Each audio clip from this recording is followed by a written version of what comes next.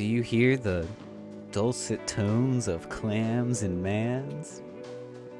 Alright, should have thought about the intro a bit more. Hey y'all, it's Patrick. I'm back with Clam Man. I want to make sure this thing's even listening to me. Are you listening to me? It is! It is. Alright, we're gonna resume our game in Clam Man 2, the comedy RPG for clams by clams. I see I've hidden myself for some reason. It shan't come up. Alright, let's get walking around. Last time we were in here, let's see, we talked to the erudite homeless fella. We persuaded a trucker to move for like a little bit of time, just so that way a more angry trucker could get his like shit together. Which I don't really see how that's anyone's problem, but it's fine. It's fine, I don't really care. And yeah, so I think we're good to just talk to Bill Poster. The adhesive on the poster is no longer shiny, and the roller traverses it with a crackling rumble. Hey again, forgot something?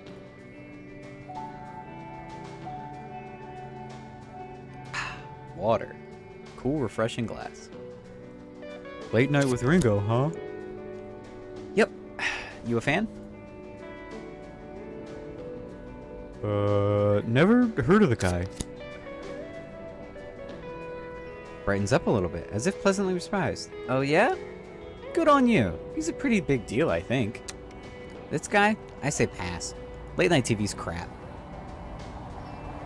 How come? Feeds the celebrity culture, bread and circuses, keep the little man focused on their favorite actors and artists are doing.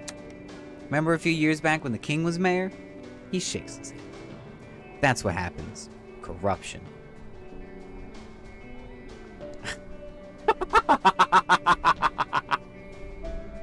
Self-awareness low. You know, I actually killed Mayor King.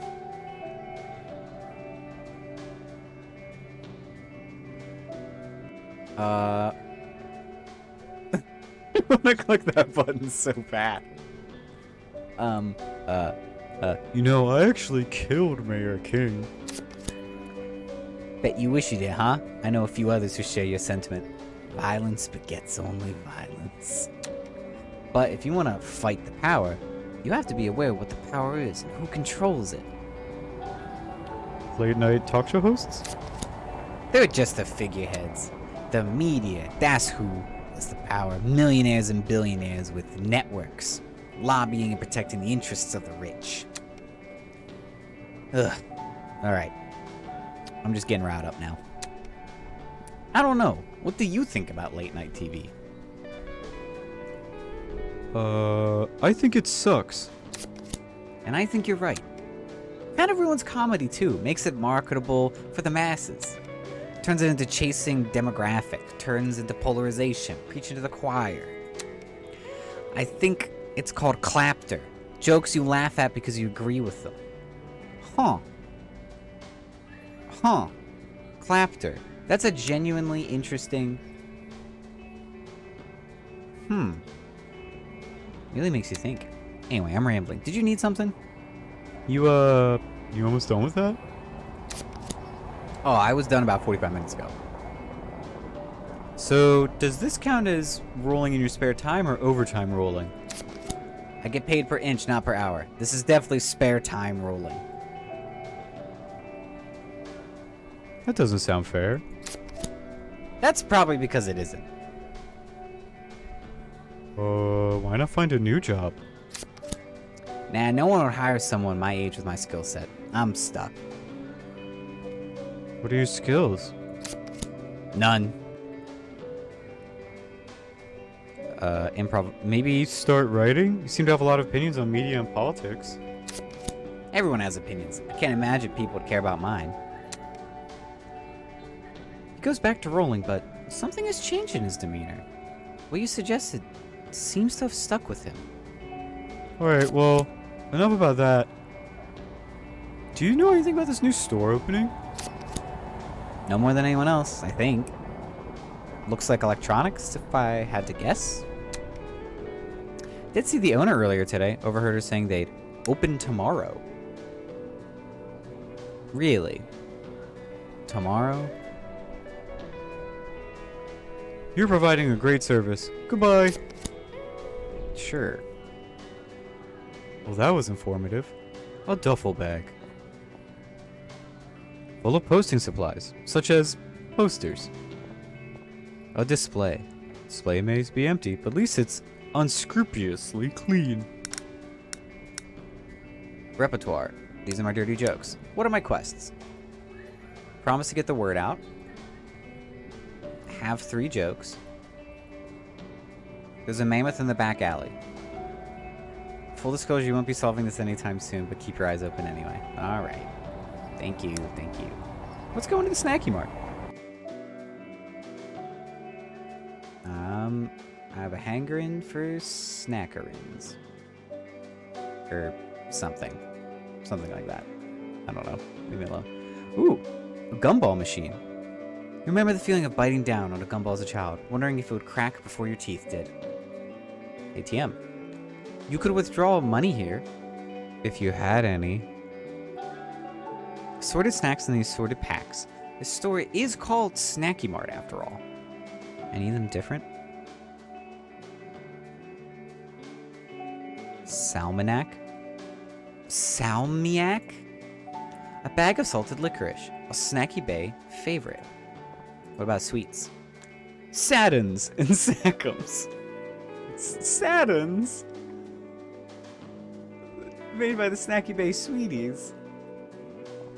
Who would eat a Saddams? Mostly travel magazines. A few about hobby train sets. Anything? Alright, goods. The usual essentials: soup, canned foods, post-apocalyptic survival kits. Coffee maker? Ah, this is where the cheapest possible takeaway coffee is made. You're standing on sacred, coarsely ground. Coarsely grounds. Grounds? The joke's almost there. Or I'm simply dumb. Holy shit, a guy died up there. There's a guy in there? Window's pretty frosted. It's hard to see inside. Open the door? It's locked or frozen. Either way, it's not budging. How convenient. Window's pretty frosted. It's hard to see inside. There's nothing in this fridge. I know this for a fact. You are so right. So right. You should share this information with people in the general vicinity. Yes, I will. I am so right. So right. See ya, Clam Man.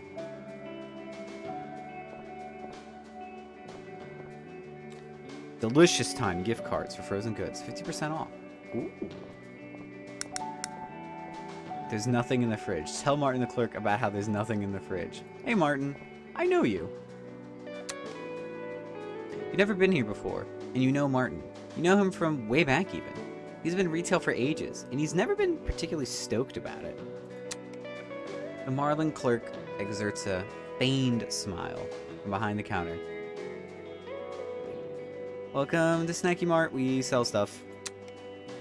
Oh, hey man, what's up? His expression relaxes and goes back to daydreaming and tapping on his phone. There's nothing in the fridge.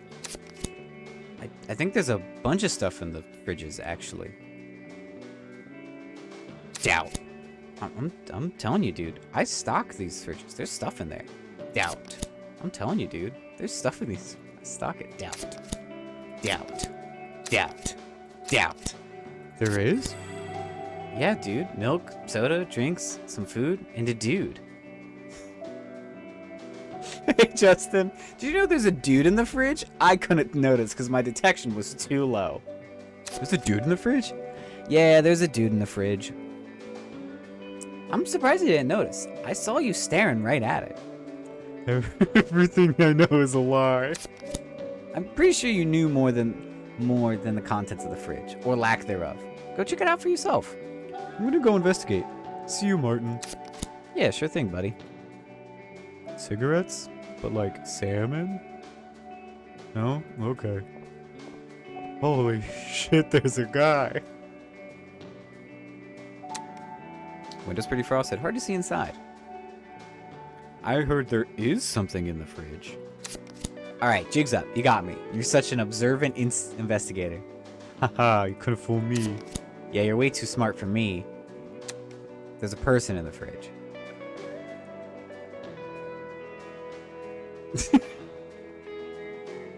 Old enough for you? Haha, just kidding. I'm a comedian, you see. Here's something being shuffled around and then... Actually, no. It should be about 3 degrees colder. Gotta get Martin to turn the temperature down again. I'm Luther. Can I help you with something? What you doing in there? Conducting long-term investigative research into what it's like being in a fridge. It's been a dry month for news. But why? I'm a journalist. I do journalism. I report the news mostly. Well, I say news, but oftentimes just filler. No, I don't mind admitting that. Filler makes the world go round. I'm sure you agree. Say nothing, fuck rhymes. If filler is killer, it's certainly thriller, but otherwise certainly not. But if filler is thriller, it's no longer filler. If a filler is killer, it becomes top biller. Outrhyme this fool. No! I needed that! I wanted that so bad! Fork, bork, torque. Filler can be good, but only if the top biller content is more really gooder, then it's supportive of the gooder stuff. I know, what a shit roll! Game bad. Are you okay there? No. Yeah, I feel like out of the two of us, you're in the worst place right now, and I'm in a fridge. So, was there something you needed, or can I get back to work here? No, that was not your voice. Your voice was, actually. How's life in the fridge? Chill. How's about the exclusive rights to the hottest story on this side of Snacky Bay? Weird phrasing, considering you're talking to a man in a fridge. Who rolls low on a d20? I don't know anyone. Do you know anyone, Justin? But sure, go ahead. What's the story?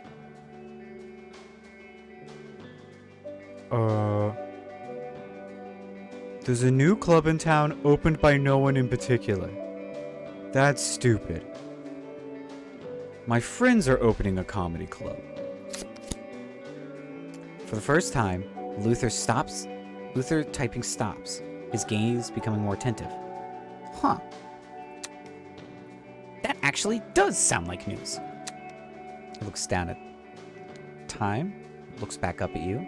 I have 5 minutes, right now. Quick interview, you and me. Okay. Great. Pulls out a small, portable recorder and presses it to the glass door. First of all, what's your name?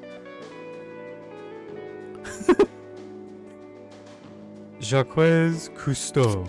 Right. You sure about that? No, it's actually Clam Man. Oh, I'm sorry. So, Mr. Man, what do you do? I'm a comedian. Really? Alright, if you say so. Suppose that makes sense considering what you're plugging. So, a comedy club. Why?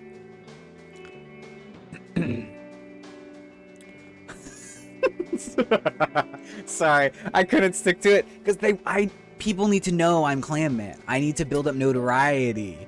I know, did I stutter? It was tempting. Snacky Bay doesn't have a comedy club. Supply and demand. That's probably wrong. Because there's always room for culture. Laughter is the best medicine. Stupid, but maybe. Just for fun? Get it? I'm a comedian. He is a really bad answer, but I don't know if the game's gonna force me to listen. This game's humor is so perfectly in line with my humor. Shush, alright? It's fine. If no one tells me what to do, I think I'm gonna try and do this.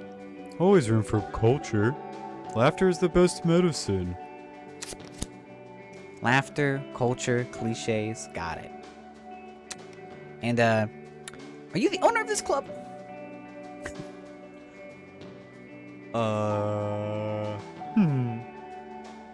They're not my friends. It's run by a group of comedians. Run by the community. Not worried this might be an exclusive deal?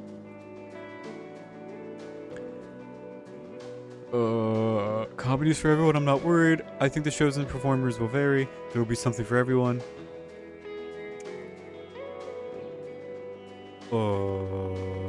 If you don't think the jokes are funny, you can leave, easy as that. A little harsh.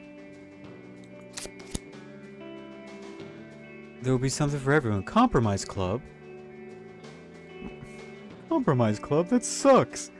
Compromise Club. Might be a good title. Alright, that's, anything else you want to add? Wait, that's it? That's not a very in-depth interview. It's gonna be the funniest place in Snacky Bay. It's called the Poseidon, by the way. I should have said that earlier. Don't really. Most of our readers won't really care. And for those who do, they'll look it up online. You've got a website, right? Nod enthusiastically. It's the key. One final time, looks back at you. Alright, I'll run this past my editor, and it'll be up either tonight or tomorrow. You wrote the whole thing already? It's not a 2-page spread, man. It's a notice about an opening. I could literally write this with my eyes closed. Okay, that's all you need? Yep. Now, if you don't mind, I've got some work I need to get back to. Luther reclines back into the fridge, his dimly lit face dimly lit by the blue screen of his laptop and the dyslexia overcoming Patrick. Why is he in a fridge? Doesn't matter. Come on, let's go. Did I accomplish that, I guess? Fridge. I mean, really, him.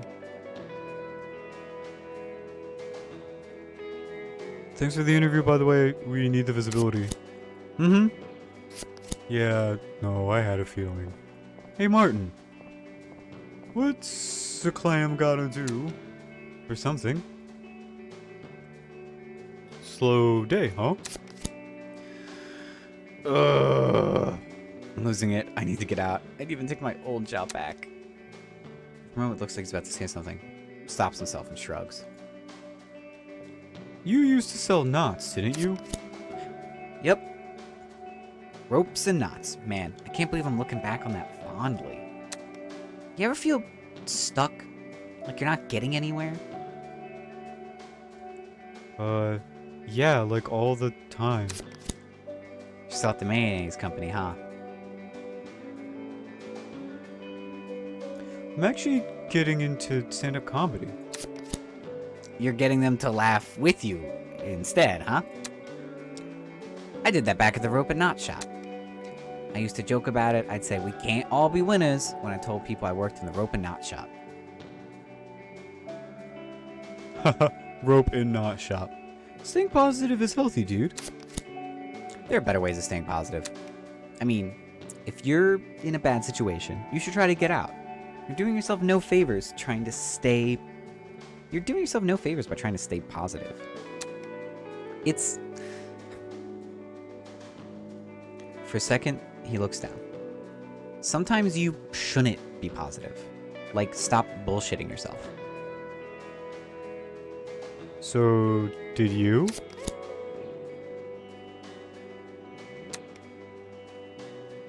Yeah.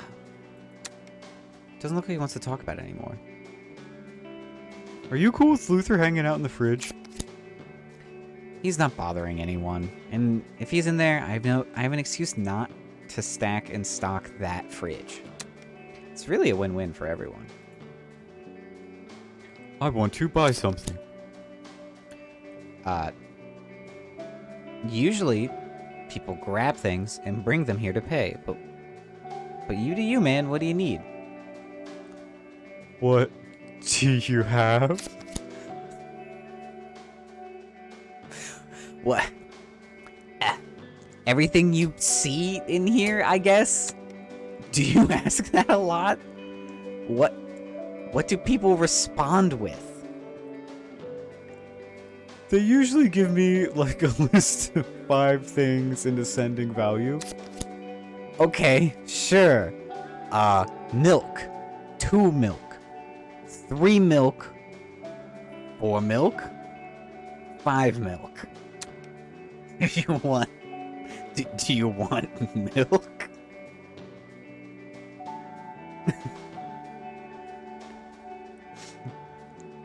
Yes, I do want milk. Then go grab it from the fridges and bring it here. He points to you, then the counter, then rubs his index finger together. Bring here, money, pay. That's civilization. Sure. I guess I'll go get milk. Yeah, later, man. It's fun being the dumbest human being on Earth. Can I get milk? Game's bad. I can't get milk. 0 out of 10. Yeah. God, Luther, what a freak. I might be a clam who's also a guy, but at least I'm not an absolute psycho. You sure there's no secrets here? This feels pretty secretful. Old building. Freak.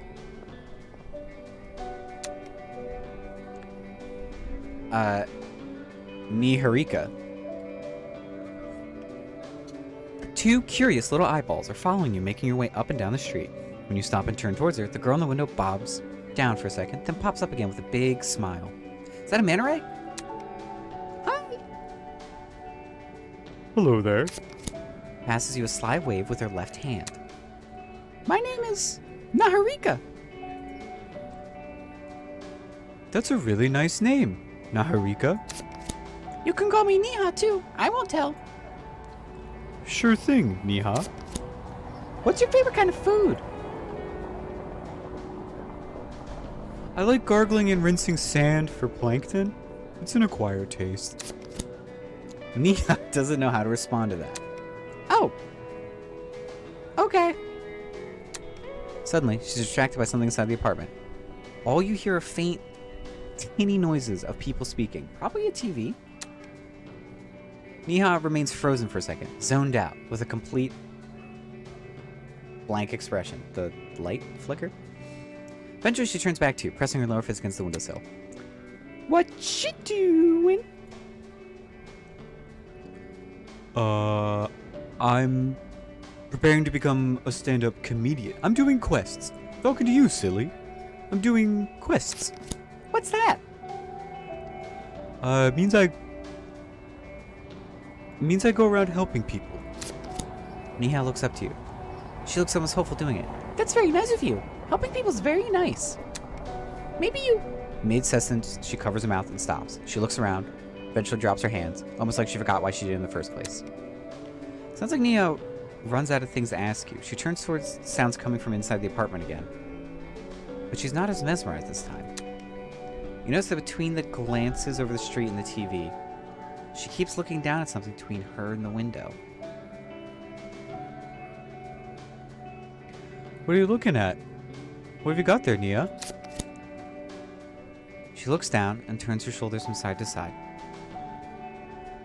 Yeah, it is. It's a perfect dumb game. I love Clam-Man.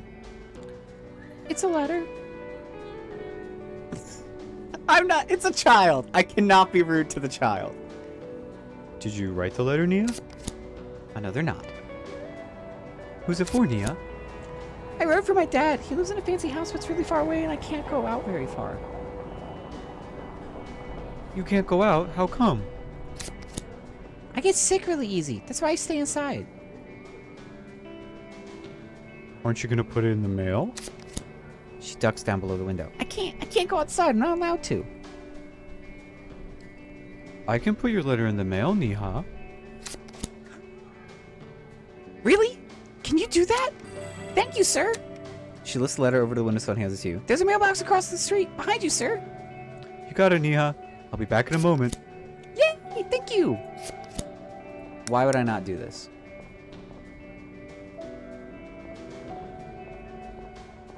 Oh, whoa, whoa, it's there. Yeah, we go right to the mailbox. Wait. Resume. Jokes. Nah, just do it. Oh. You step in front of them and the latch opens. You hear coughing as some dirt and dust settles. Oh, this mailbox is closed today. Have a nice day. Detection, literally a child could see this. You're not closed at all. You're a dude. No, I swear, I'm a mailbox. I'm not a dude. I've seen a lot of dudes and mailboxes in my day, and I'm 72% sure that you are, in fact, a dude. Ugh. Oh, you're right. I'm so sorry. I am a dude, not a mailbox. My name is Dev.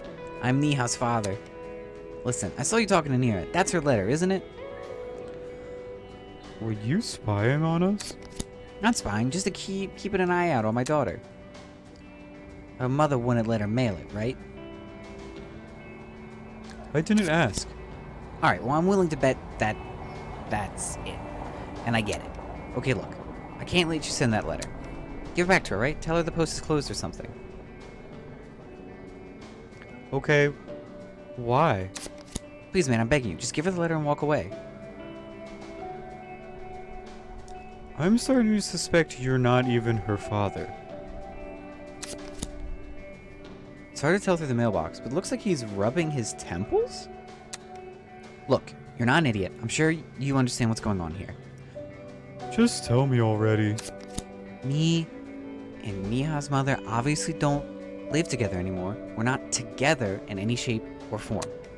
Neha's mom doesn't really like me that much anymore. There's some baggage there.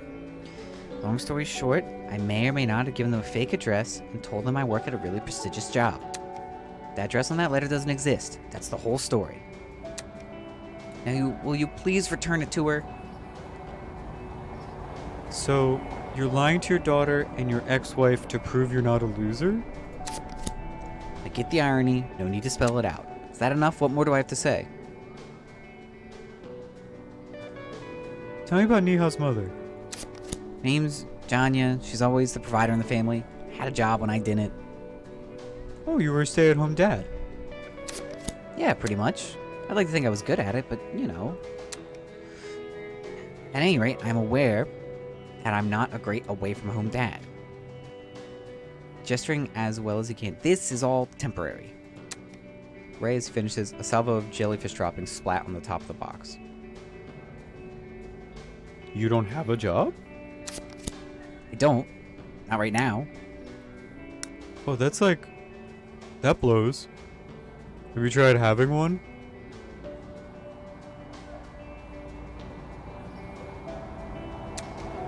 I just don't want them to know that. I'll catch up. I'll get back on my feet and land a great job. It's just a delayed truth. What does, Janya say? Hanya? She works for the government. She's good at what she does, and her hours reflect that. It's trickier now that I'm not around. Nia spends a lot more time alone, and she shouldn't. I mean, that's true. What else do you need me to say? Why can't... Are you looking for a job? Yeah, getting back to my roots. I design bike racks. No, you don't. I don't right now, but I used to. Did my master's in technical engineering, specializing in bikes and racks. And then... I drew some really nice racks.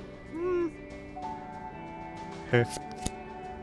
Again, why can't you just take the letter? Because I can't be here all the time, man. Sure, I get it now, but what if she sends one I don't intercept it?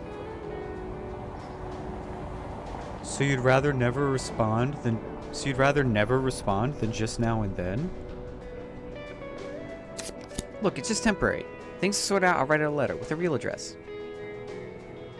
What kind of rinky-dink logic is this?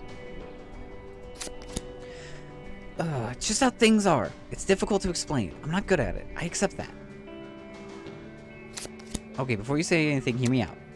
I get that you don't want to take the letter back. I don't want to admit it, but it's probably better like that. Besides, I want to know how to explain that away.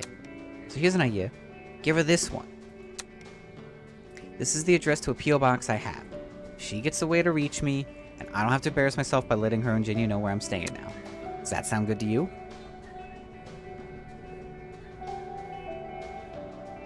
Well, I'm just like a guy, so I'm not gonna go tell Nia how, like, screwed you are. That's screwed up. I think you should be honest with your only daughter. Come on, man, I can't. Convince him -4. Be aggressive in this situation, guaranteed. Listen here, you shit. You either give me that address right now, or get inside that box and I beat you to a paste. I'm sorry, dude. Not happening. Fine, if you insist. I'll give her the address to the P.O. box. I appreciate it, man. Thanks for understanding. Gives you the address to a P.O. box. I'll make it up to her. I promise. Well, that was really sad. Hello, sir. Did you manage to post my letter yet? When was the last time you saw your dad, Niha? Oh, when I was 5 years old, on my birthday. I didn't see him for long, but I got a big hug and a toy plane. I'm gonna be an astronaut in space and fly planes. Mean to children? I'm not mean to children. I think you'll be a really good astronaut, Niha. Oh no! We forgot about the letter. We got so distracted. I forgot. Did you put it in the post yet? There was a slight problem with your letter, Niha. Oh no, did you drop it? There's an issue with the address. What? What's wrong? Did I spell it wrong? Your father has moved. Oh no, where?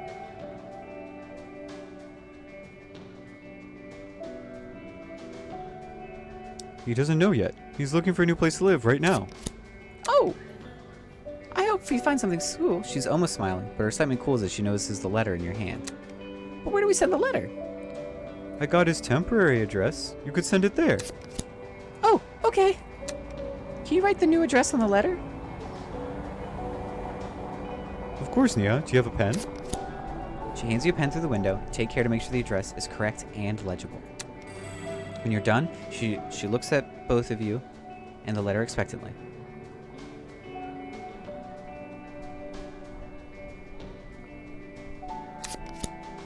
You don't have to ask. Of course I'll mail it. Grateful smile. Oh, good. Thank you, sir. I have not even given her my name. You return to Dev, handing him the edited letter. There's a tinge of optimism in his face as he receives it. How'd she take it? Fine, all things considered. She misses you. I miss her too. A lot. Hey, thanks for doing this. I know it feels strange, or maybe wrong. I really think this was the best option. So, yeah, thank you. Be better. For her.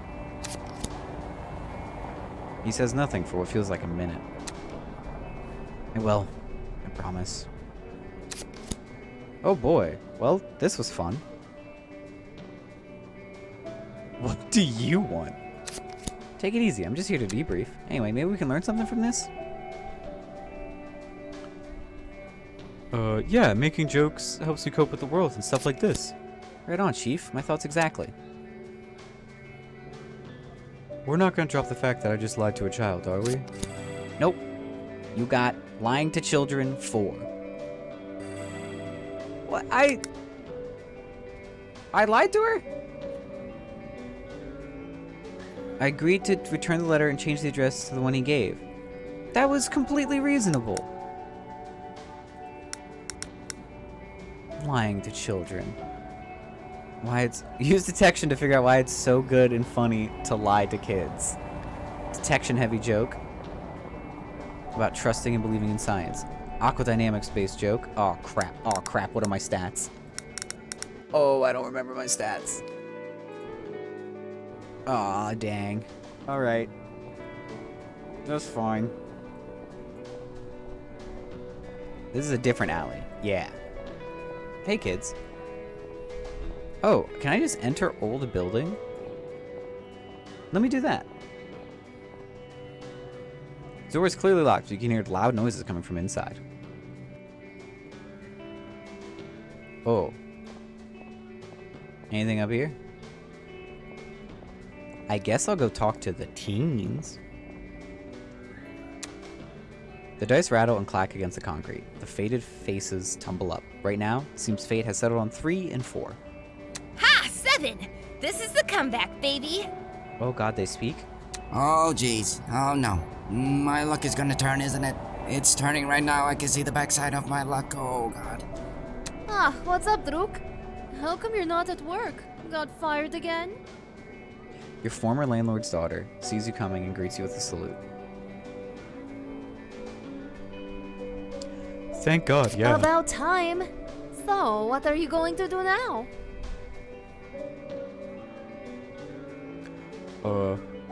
Promise you won't laugh. Promise. Gonna be a comedian. Should be easy to keep that promise then. Just kidding. That's cool. Unexpected, but cool. Why though? I'd ask if this was a joke, but that'd be weirdly contradictory. I'm happy doing literally anything other than selling mayo. Uh-huh. And this is very different from selling mayo. This is very different from selling mayo. Wait, your job is selling mayo? No, I'm a comedian now. The starfish looks at you like you're some kind of mythical being and then turns to Nat. Is he? Yeah, Olev, he is. Olev frowns, thinking deeply. Then looks like he's slowly pieced together that Nat is making fun of him. But since that would have probably taken at least an hour, we might as well move on in the conversation.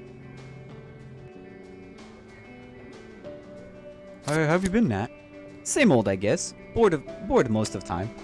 Guess stand-up might be beginning of end for that, huh? They let minors into wherever you're performing, right? Shouldn't you be in school?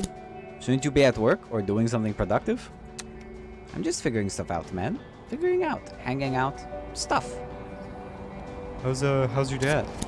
He's all good. We're renovating the second block next week. He's telling me I'll be running things when he's too old. Not really feeling landlord business. What do you want to do? Right now I'm just enjoying the day. Day. Leaving it at that for now. How's your dad? What about landlady? You better jokes for your show, Clammy. I have a different question. How do I make people do the funny? She grins. You don't. People will laugh at whatever they want to laugh at. Doesn't matter how funny a joke is. The only thing that matters is whether or not people want to laugh at it. Preach. Yeah, church? The fuck does it even mean, Olev? So I have to pick my audience? Or just don't worry about the people you don't think you're being funny. They're not wrong. You're not right. It is their choice to laugh, I guess. It's a free country. Shut up, Olev. I gotta skedaddle skadoodle. See you kids later. Sure, see you, Clammy. Dear Lord. These kids... He is going to explode on stage in shame. Oh, Linda. Hi, Linda. What's this little prawn doing here? Bouncing with joy with such short intervals, she may as well be vibrating. Close to her chest, she clutches a... Clutches a notepad tight to crease the cardboard cover. Over here! Hey! She realizes how loud she's being, lowers her voice and leans in. Listen, I've got it. I've got the single greatest, realest theory ever. Safe to say, you've never seen her this excited for anything ever before.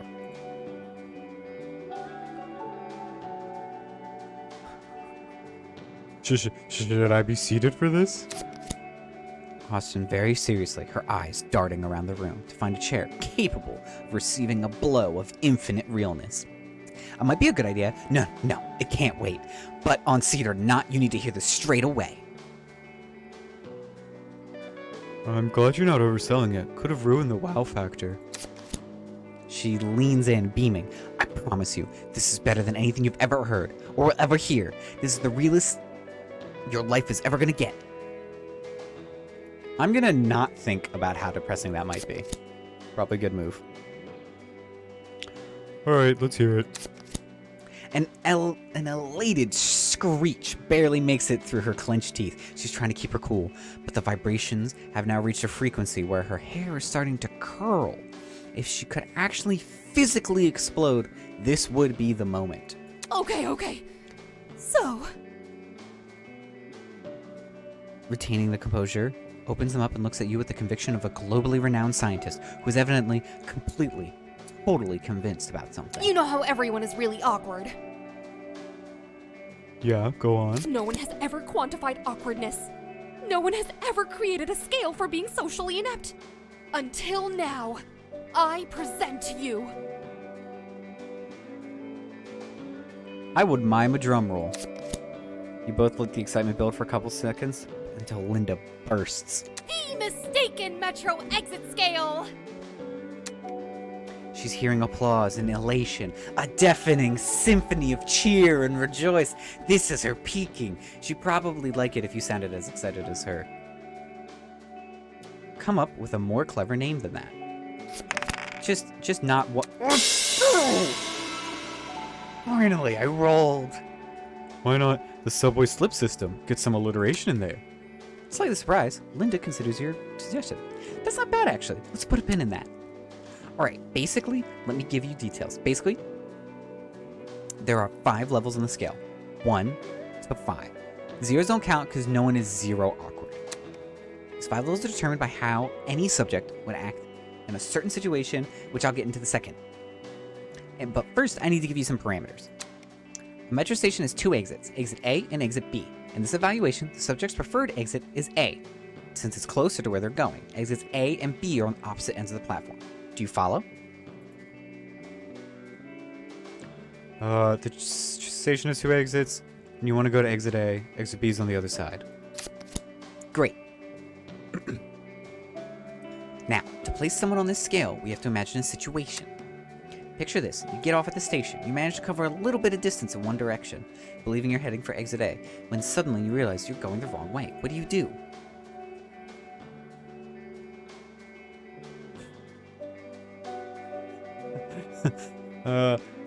I turn around. Fuck the metro. I don't mind the gap. The gap minds me. I just turn around. No biggie. Oh man, that's embarrassing. I guess I'll just turn around. Maybe some kind of gesture or face to acknowledge it in case someone is watching. Oh crap. Just keep going. It's too late to turn around. I've committed. Someone might notice. I have low self-awareness. Wow. Huh. Wouldn't have expected you to end up on level 1 on the scale. But there you go, I guess. It's science. It's pretty much infallible. And there you go. We've successfully quantified awkwardness that everyone can understand. Okay, I got some questions. What's a level 1 on the mummies? Level 1 just turns around and heads for the exit. Points a finger at you, emphasizing your following point. However, that doesn't mean they're not embarrassed. The MMS takes physical action into account, but just because someone is level 1 doesn't mean they won't think about the mistake for the rest of the day. Level 1 try to get out of it as fast as possible, but won't do anything out of the ordinary to acknowledge messing up. What about level 2? The focal difference between level 1 and level 2 is the latter responding by signaling their self-awareness. They'll visibly roll their eyes, they'll throw their head back, or in some manner show their frustration and acknowledgement of the situation. The level 2 knows it's being watched, always. So it needs to show that it may have made a mistake, but is intelligent enough to be aware of it. The level 2 or higher also can't think of anything else than that mistake on their way out of the station. Level 3? So where things can get interesting. Level 3 cannot live in their mistake, so they make an effort to exteriorize. She grabs a phone, pointing to it. This is the most common scapegoat. Level 3 could pick up their phone, pretend to read a message or call, then they make believe that they just got told that somewhere else is their original destination. She's Just lifts the phone to an ear. Continues. Hi. Oh, really? I was on my way to A, but oh, okay. I'll go over to B instead. Thanks. Puts her phone away, raising an eyebrow.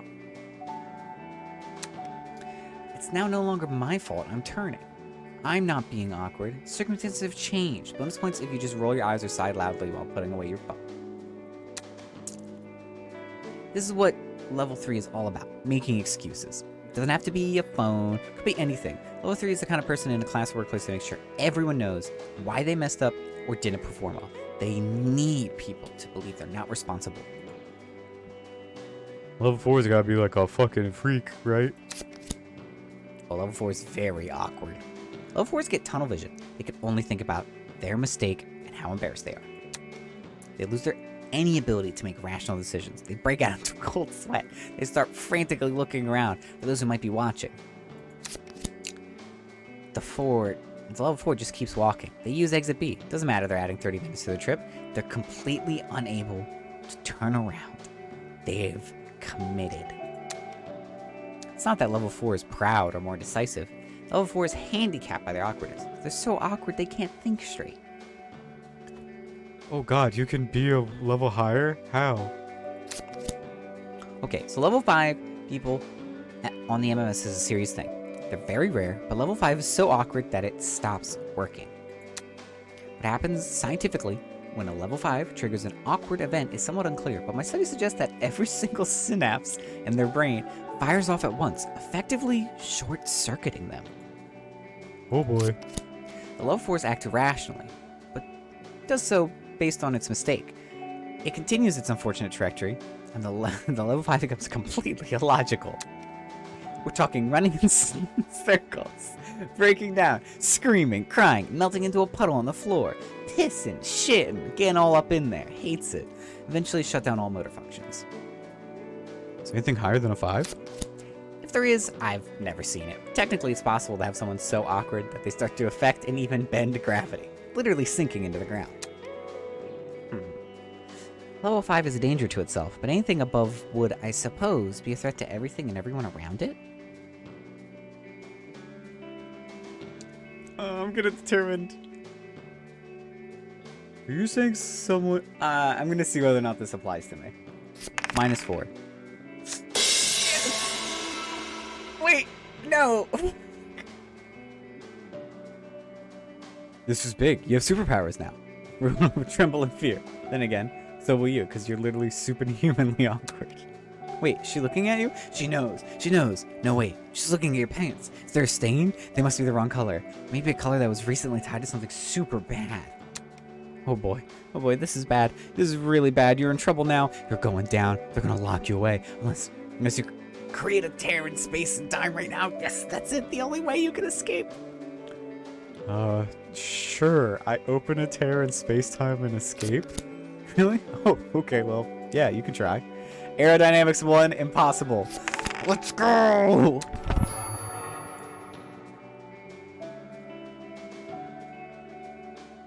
I was close. Fuck you, game. No! You didn't think this would work, did you? You stand there concentrating, focusing. After sitting around for like a minute, you look like you're about to crap yourself. You reassess the situation for both you and Laura's sake. Linda, sorry. That was awkward for both of you. Okay. You still there? Is anything higher than a 5? Are you saying that someone could be so socially awkward that they could create a tear in space and time? Math checks out. Does it? It doesn't. Of course it doesn't. Alright, well, those rolls did nothing for me. I was so close. Great. So now about that name, Subway Slip System. Listen, it's just a tiny theory. If I can turn it into a big theory, then we can start getting picky with names. Oh, is that it? Is that what you were so excited about?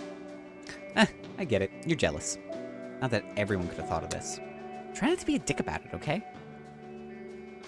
Okay, yeah, my bad. So what are you planning to do with this revolutionary breakthrough? To prove it.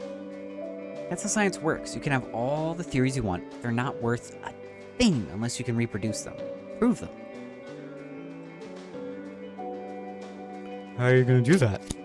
I'm not gonna do anything, probably. It's just for fun. There's not actual scientific need for MMS. I honestly don't even have time to do that kind of field research. It doesn't matter anyway. Hey, if you handle the paperwork and all that stuff, I can take care of the field research. Or improv. Hey, do it online. Polls, surveys. I could, I guess. Huh. Take a lot of time, though. Not sure if the scientific community would accept the results, but I guess I could try.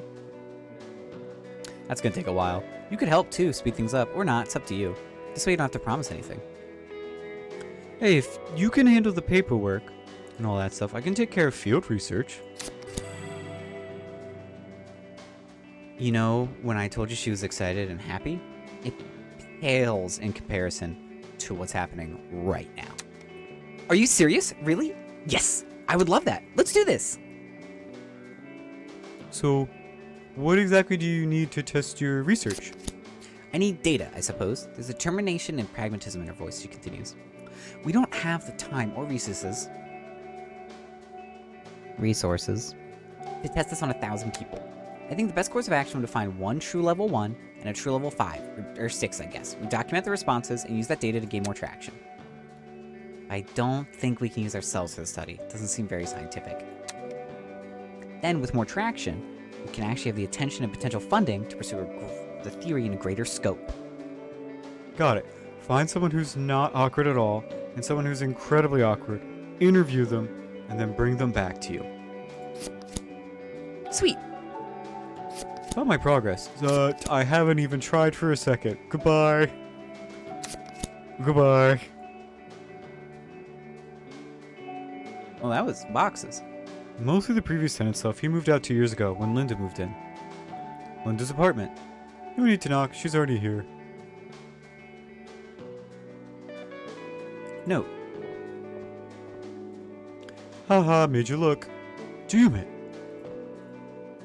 Reads danger, danger, high voltage. There's more, but the rest has been scrubbed out. That's not good.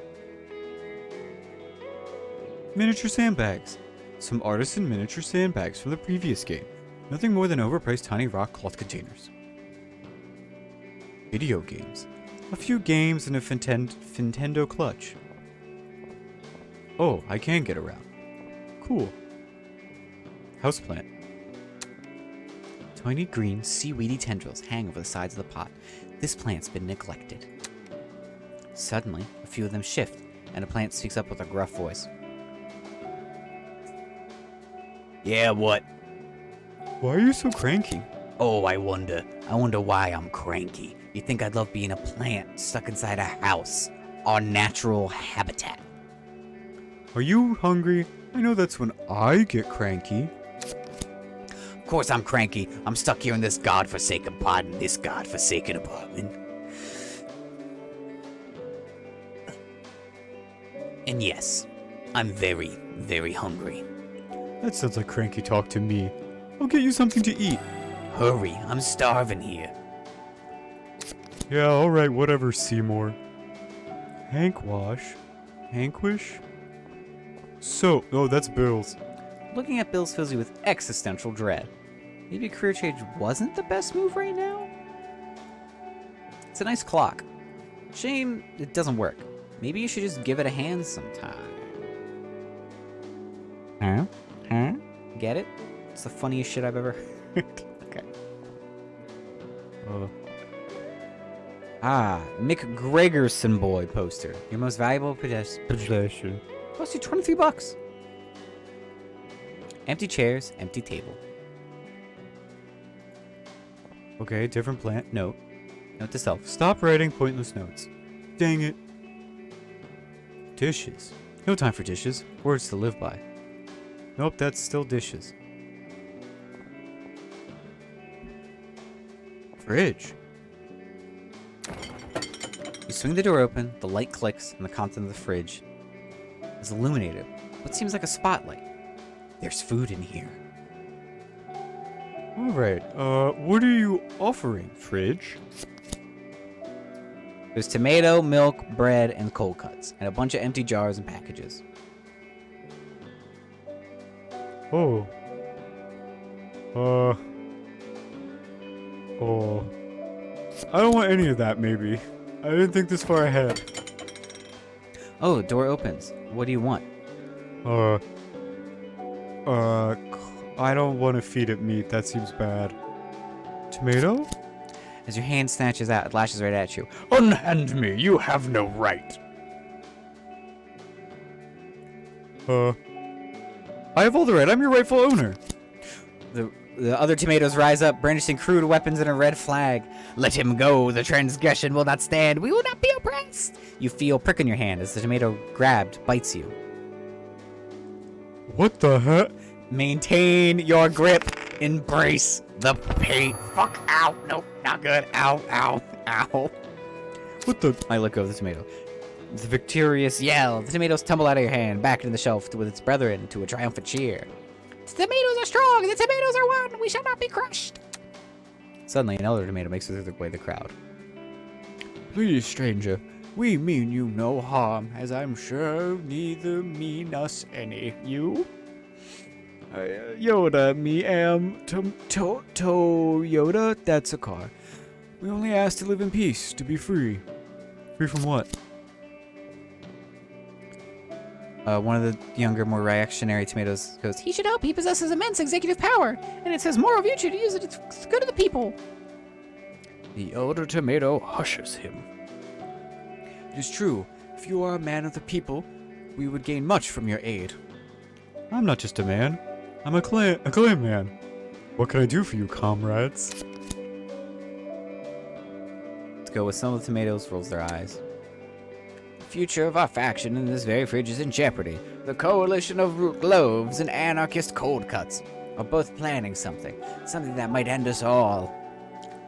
We do not know what, but we know it is dangerous. So says our spies.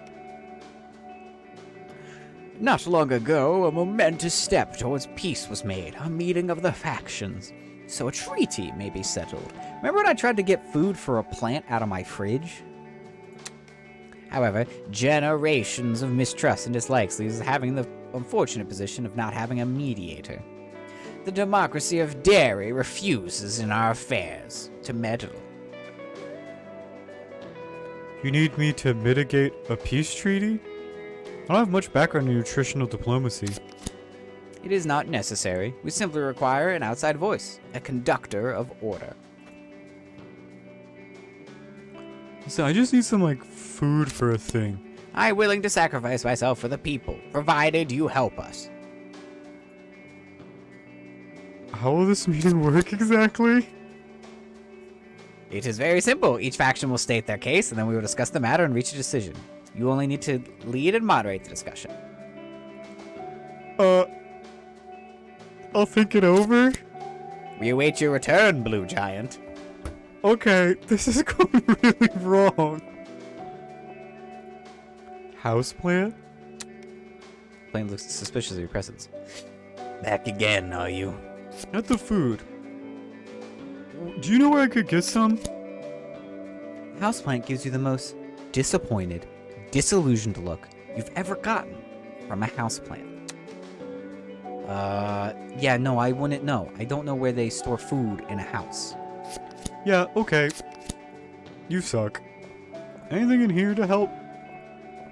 Alright, get back in there. Charger, chest. Nothing, apparently. Dang, I'm boring. Okay, we leave. We to the fridge.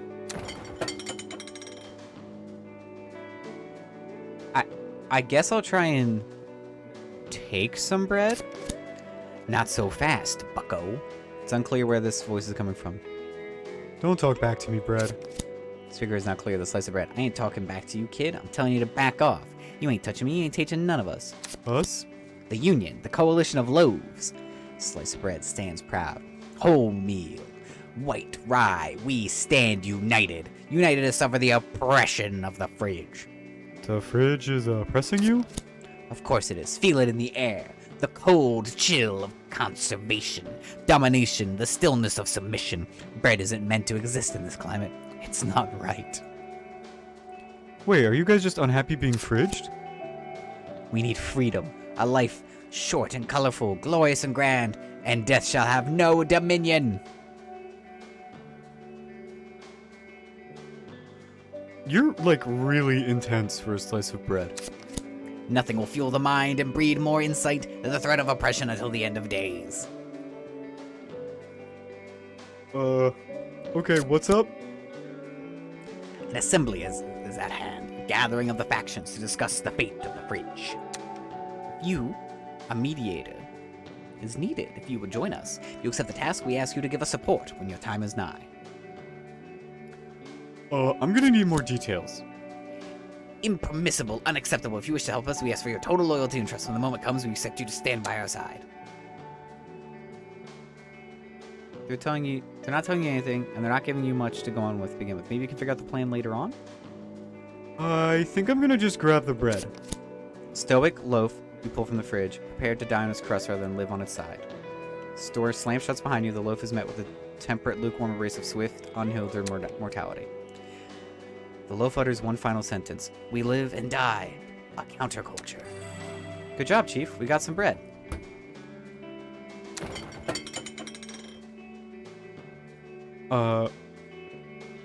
Get some milk? But your hand is up by a halberd with a white flag tied on it. We want no part of this. Be on your way. This is my fridge. Listen, the speaker has a bottle of 2% milk.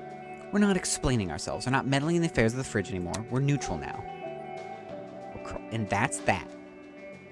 I'm gonna need more details. We are the democracy of the dairy. There are many factions in the fridge, and for long we have managed the union and coexistence in the fridge. This because we happen to be placed on the door shelves, the gate to the outside. An old wedge of Parmesan pipes up. But we're done with all that. Bunch of children, crybabies, pathetic. Factions of the fridge are constantly bickering. There's no use trying to mediate a peace, for no one will. There's no will for it. So we declared ourselves neutral. We refused to take any part, and now the other factions have finally agreed to an assembly, and expect us to just come in to happily mediate. The nerve, I tell you. Well, they can all sod off. We're staying out of it. I'm gonna convince the dairy. Oh! I see your argument, but still, you're part of this fridge, are you not? The what?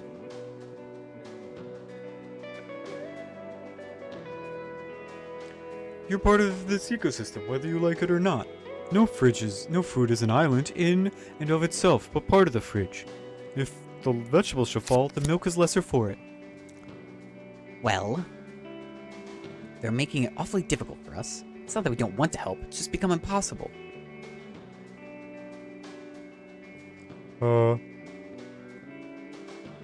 I guess I want the best for this fridge too?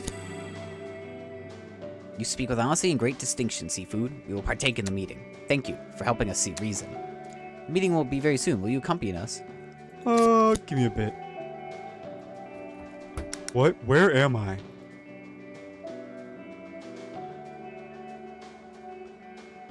This is a different fridge. Oh. Oh, this is completed. I'm just dumb. You promised plant some of your food. Get your plant some food. This is getting hard. Okay. I guess I will snatch the cold cuts. You reach out, and a power cord roars through the shelves, punctuated by a melodic screech of a very intentional, expertly mastered feedback signal. Hard rock is playing on the speakers. The soprasada is playing the electric guitar, and it's probably the coolest thing you've ever seen. As the distorted, raw intensity of the first chord rings out, the cold cuts tears into the sickeningly fast solo. We're talking sweet picking, 3-finger tapping, scalloped fretboard, Gilmore-esque enchantingly, royally awesome progressions. The solo comes to an end and the plectrum chucked away without a care. The soprasada notices you. eyes you up and down, in that nonchalant way sliced meats do, only to apprehensively utter, "Ciao." Don't freak out over how cool that was. I got this, just roll like a god. That's a -1. Alright, the opera god is cool too. Oh my god, that was so cool! How did you learn to play like that? Can you teach me? Uh-oh. Cold cuts are now imitating you, mocking how much of a dork you sound like. Eventually, they look to the guitar's Soprasada for approval. Regards, like a punk rocker, Soprasada gives you a look and scoffs. You don't have health, per se, but it hurts a lot. You're at critical condition. Abort, Chief. Leave. Alright, that went horribly. What are you going to do next? Snatch the cold cuts. Are you serious? You can't go back in there. No. No. I purposely killed myself.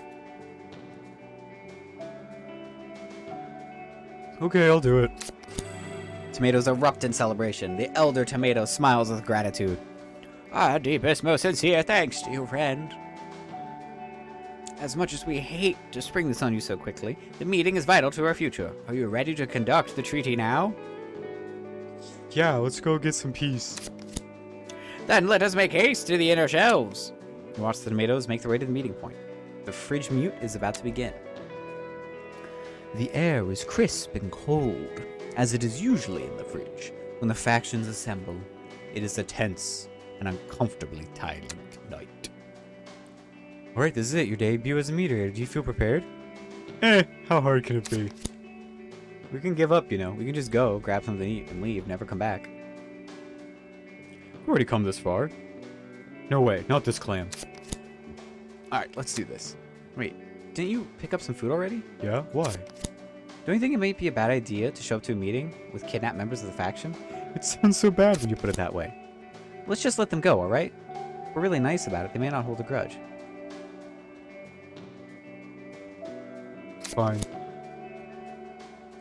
The factions gather in a half circle, divided into 3 groups. The Coalition of Loaves, Anarchists of Cold Cuts, and Tomato Communities. Speakers have been elected representative, gathered in every front. The democracy of Daria lives late with a conviction. They greet you and quietly and respectfully join the assembly. The Elder Tomato smiles at you reassuringly. Were it not for his understanding nature, his trust would lay heavy on your shoulders. I think I'll start by singing a beautiful song. It starts off as a hum, grows in confidence. As soon as the factions of the fridge are still for a moment, listening to your melody. Huh, that went better than I expected. Yeah, there's a few confused faces in the crowd, but most seem to have appreciated your little song. Except the smokiest meats. Wasn't heavy enough for them. Try growling next time. My electricity bill has gone through the roof. Everyone's a critic. People of the fridge, we've gathered here today to discuss the fate of this land. Looks are exchanged, some nod. From the back, a particularly loud dinner roll shouts, "We know!" They know, get on with it. Okay, let's get started. Who wants to go first? Almost steps forward. I represent the Coalition of Loaves, and we would like to make our case. This place, this fridge, foremost slice clears its throat. It is a torture chamber. It is the prison of death, and it must not contain us any longer. For the greater good, we propose we hurl ourselves toward the door, the gateway to the great beyond, to open it once and for all. Only then can our people truly live.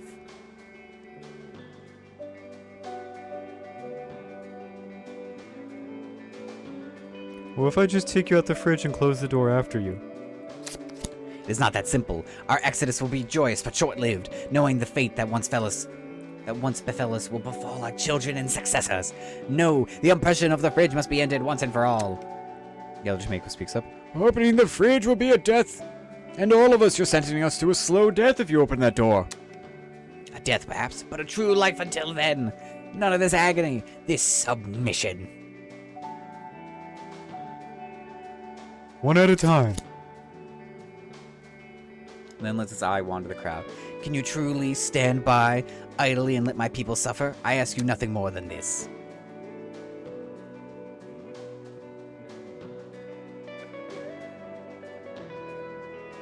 Next speaker may take their stand. The elder tomato, resting heavy on his cane, makes his way. My friends, we all share the same world, and this is the world as we know it. It may be cold, it may at times be dark, but it is the world we were given. It is not up to us to make these drastic changes. Another day comes, another day passes. You're blind, old man. The Supersada shouts. You've been in here too long. You've been blinded by the status quo, and now you mistake it for the light at the end of the tunnel. Order. We, the Tomato Community, are willing to help the coalition in any way we can. Your people, too, are friends of the tomatoes, if you will have us. We propose strength and unity among our people, but a closed door. You're killing us! And Supersada steps up and stops in front of the elder tomato. Another scoff. Tinge of pity this time. We're all for peace, love, and understanding, but we won't ally with someone who refuses to see the world as it is. We aren't playing your games anymore, old man. Figure out what they're doing. Nah, this is the most honest piece of meat you've ever seen. Dear Lord. Oh, that's comforting. Supersada just grins, unconcealed malevolence. Get ready, brothers. I changed my mind. Alarm back through. Look up. What are they doing? Cold Cuts, what have you done? They're finally doing it. We thought it was all empty threats. Screams of terror, many through the voices. May God have mercy on us all. Meats realize their plan has been uncovered, but their only response is cheer. This is it, baby. The revolution is here. Challenge the Supersada's authority. Sure, what do you say?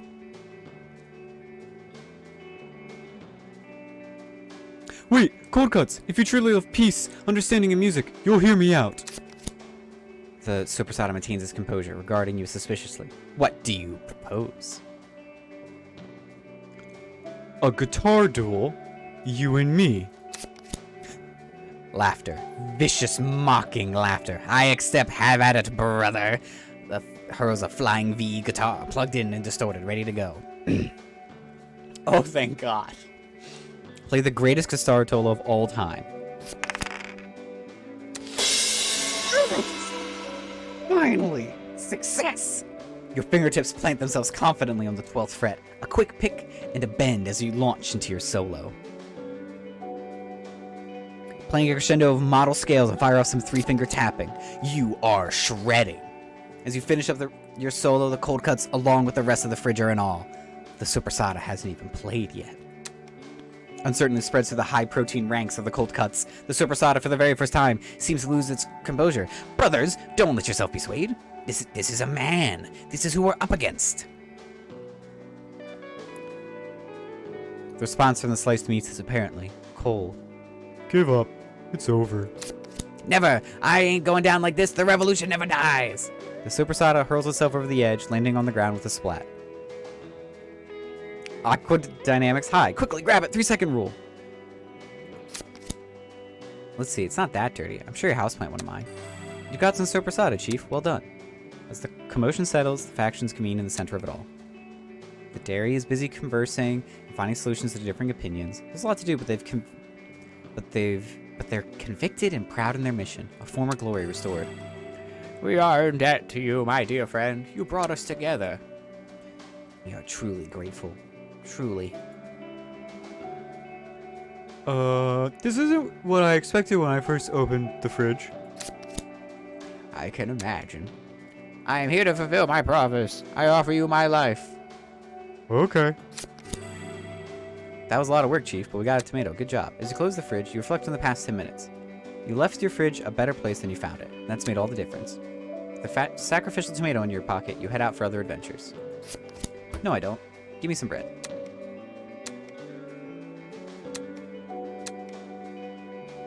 Let them be. Give them time and space to rebuild. What?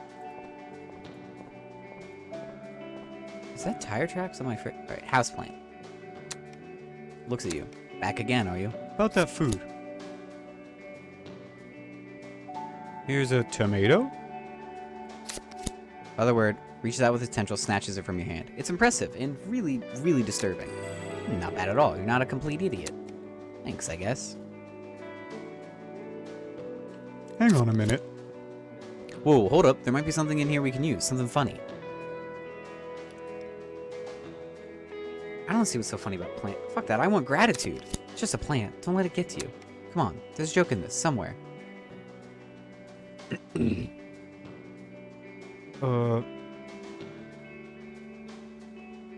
Okay.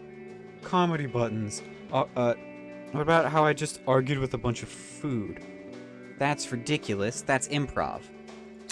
Sure, that'd be a served, improv way of doing it. Why not? Great, that's what we're going with. You got it. Food fight. Okay. I finally have an improv-based joke. Oh, good. Figure out why. Detection, aqua dynamics. I have okay aqua dynamics. That's good. Great.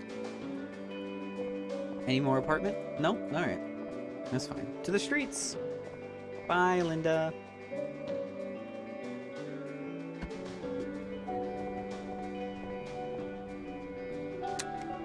Dice are rolling. Hormones are flowing. Hate that. Lena and Olive keep their eyes fixed on the rolls, but Neat greets you with a quick sup. Olive, I have a question about the metro. The metro? Jackpot. Imagine you're on the metro. Please no. You get off the train and start heading the wrong way. Olive stares forward as if in a catatonic state. The only movement you see on his body are the drops of sweat running down his forehead and neck. Olive, you okay there? Large bags form under his eyes. The sweat flows like a river. His arms and legs are shaking. He straightens up his posture as if something or someone was pushing into his back. His jaw slowly drops, a slight hum emitting from his lungs. A dim light is lit in his eyes. The light increases slowly until his pupils emit beams of blinding light. The earth starts shaking. A snake of an earthquake slithering ever closer. Olaf starts vibrating and the sidewalk underneath him growls and crumbles. This is too awkward. We need to abort now. No, we're here to keep going. His body begins to vibrate and convulse, and you can make out some words in a loud roaring noise emanating from the tiny starfish. That's too awkward. The seahorse gives you a terrified look. Olive, shut the fuck up. You're making a scene. The thundering cacophony starts shaking the entire street. What do you mean? You're making a scene. People are staring.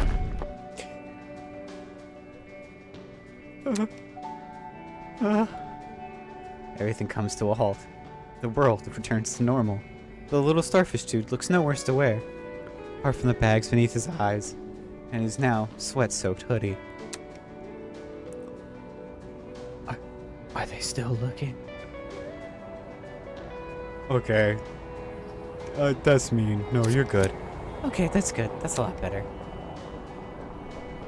What just happened?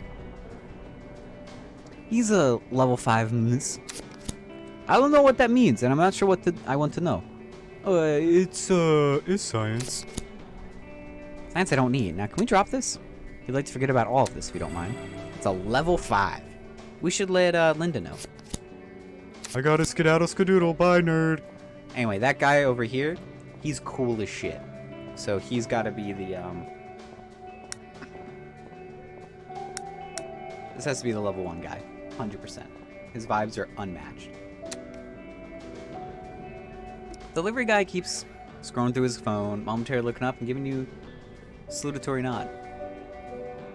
On a break. Recharging my batteries.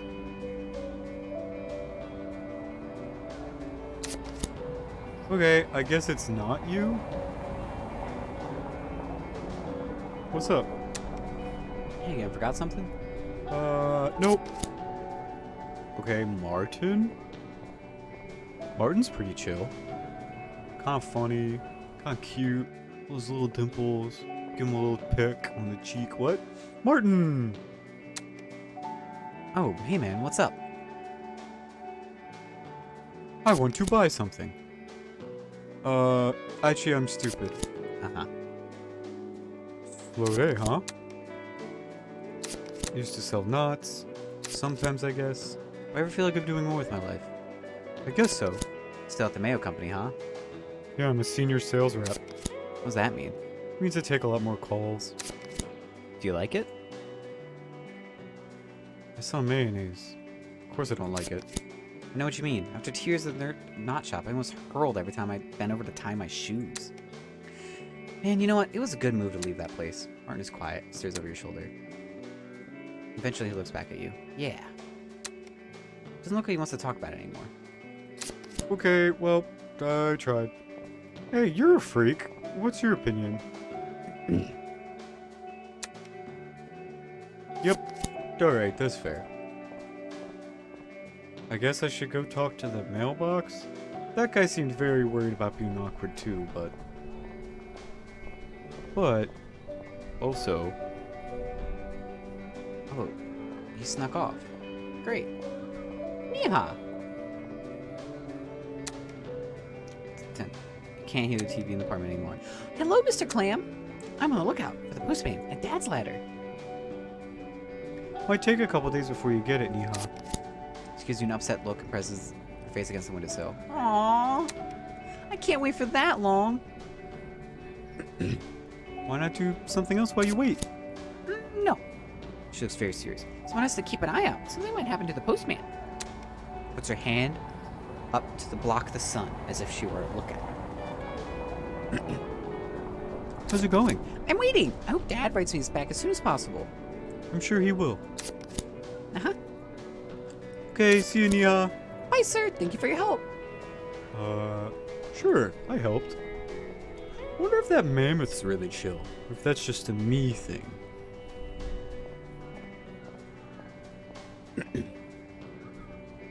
I've already used you for plot, so I'm not sure. The duck is nigh.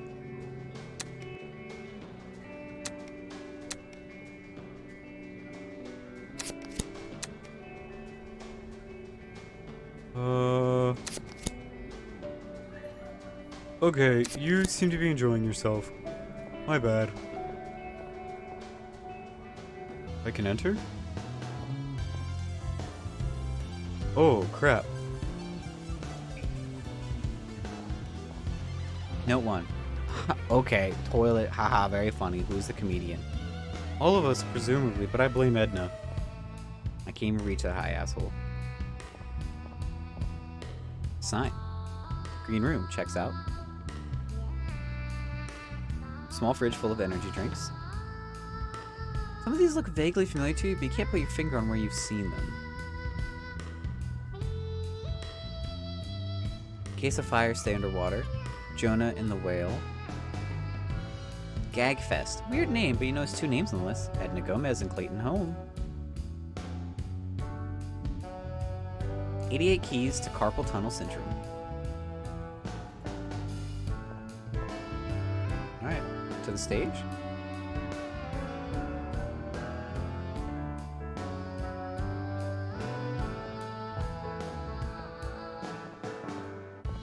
You seem pretty cool. Build up. You're back. How's it going? I don't do small talk. What do you want? Oh, goodbye. What's up, Triad? Hey, how are things coming along?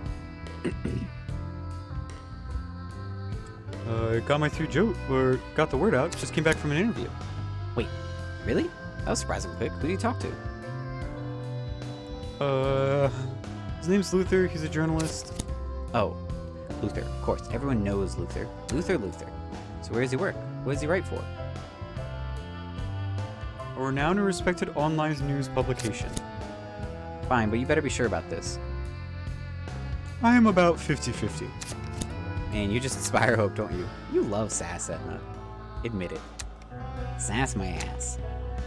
Cuts the 2 of them off. You know what? 50 is Good enough for me. Better than nothing. Great job, dude. Hopefully that'll give us the boost we need. Anyway, thanks. What about your routine?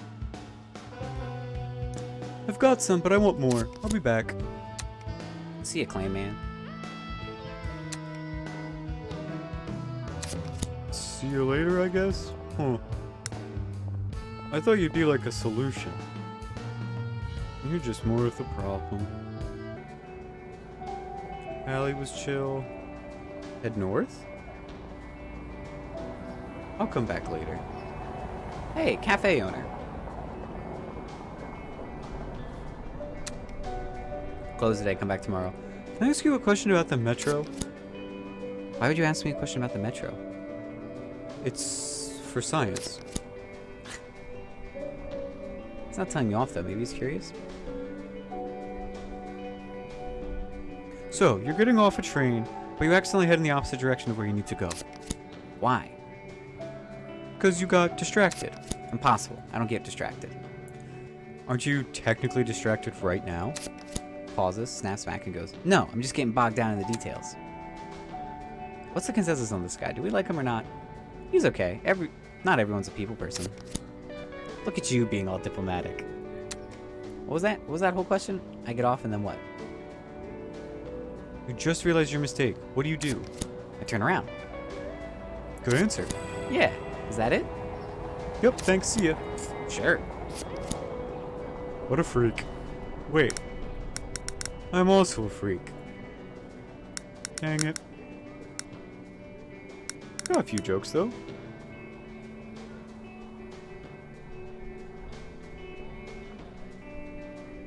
Yeah, I mean, Olaf did cause an earthquake and I didn't stop it. For science. Of course, I did that for science. Back into my own apartment.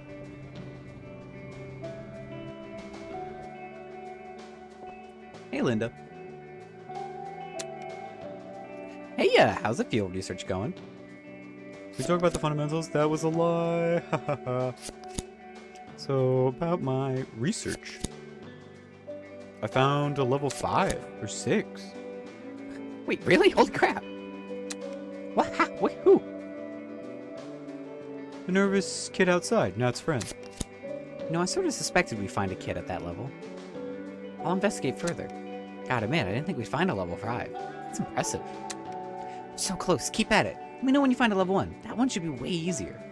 I did find a level 1. You did? That's amazing. Who is it? He's the owner of the cafe down at the corner. Name's Mac. Huh. Who'd suppose it takes that kind of person to work in that industry?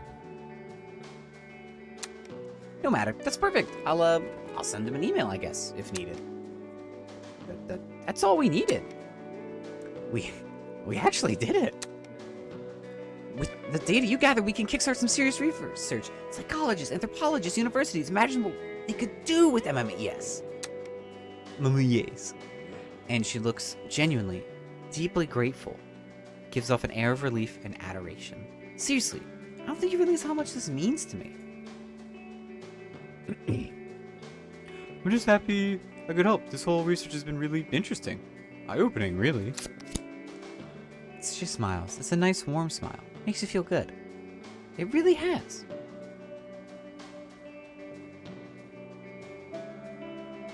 So, what's next? Next is writing an essay, I guess. Or an article? Or some kind of academic thesis thingy, I suppose. Just to gather and surmise all the data and research we have so far. I'll get started as soon as possible. After that, it's up to the response from the scientific community. Hopefully it's easier to get funding for more research. It's been hanging out with you, Linda. We should hang out more.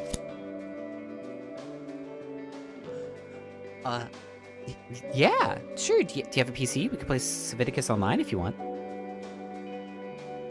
If I ever get into PC, then sure thing. Sounds good. Let me know when you do. You can add me. She smiles and scribbles down things in her notes. About the scale. I think it has some problems? I think you can do a lot of good with it. I think so. I hope so. Thanks again. Really, you've been a huge help. The whole idea was stand-up fodder to begin with.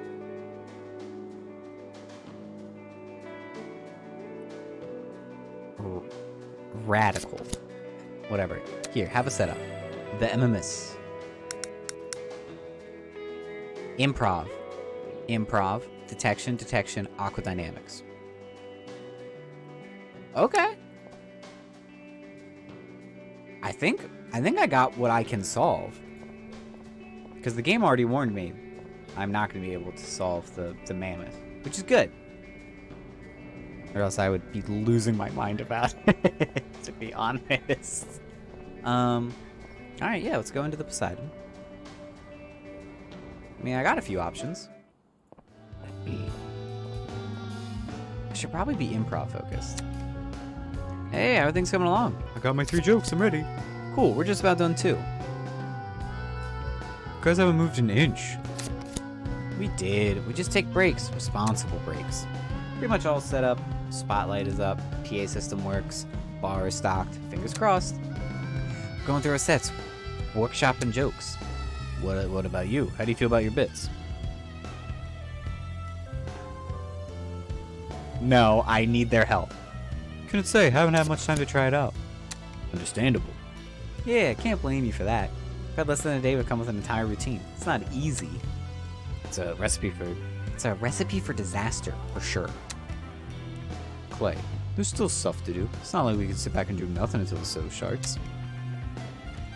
To thinking things over, Ellen declares, one of us can go. The other 2 can handle the rest. Yeah, that sounds reasonable. Alright, so who goes?